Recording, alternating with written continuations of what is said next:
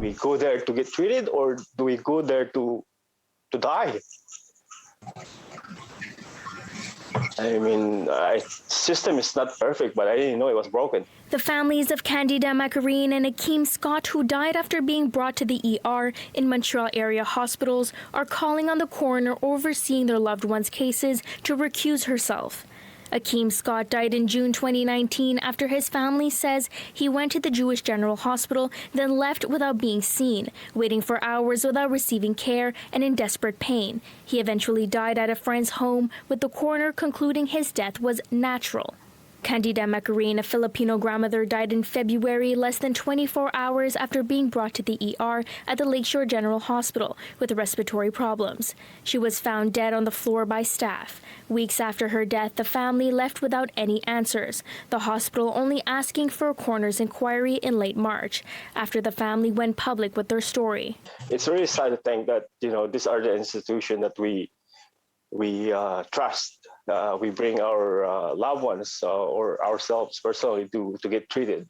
But now, after what happened to my mom, after what happened to Scott, it makes you think twice to really, to go there. In both cases, Coroner Karine Spinard is heading up the investigations.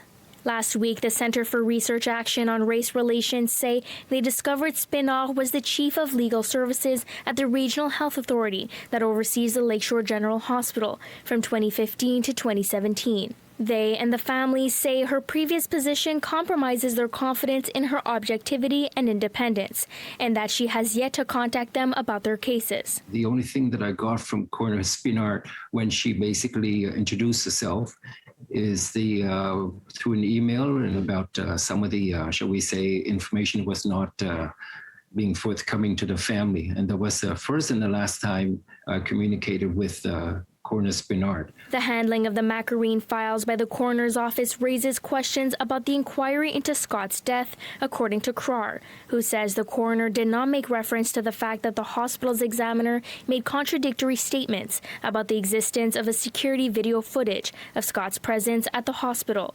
His mom saying she never even heard from the coroner during the investigation. Many things did not go in there, like my son was on the ground crying in pain, or no one attended to him or anything like that. So I don't think his report is complete.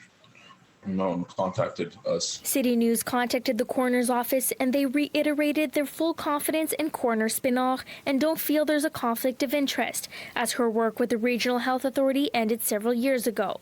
Spokesperson Jake Lamonta Granado said in a statement, however, as Miss Macarine's family members withdrew their trust in Coroner Spinard and requested the investigation be transferred to another coroner, the chief coroner accepts this request and a new coroner will be appointed to continue this case.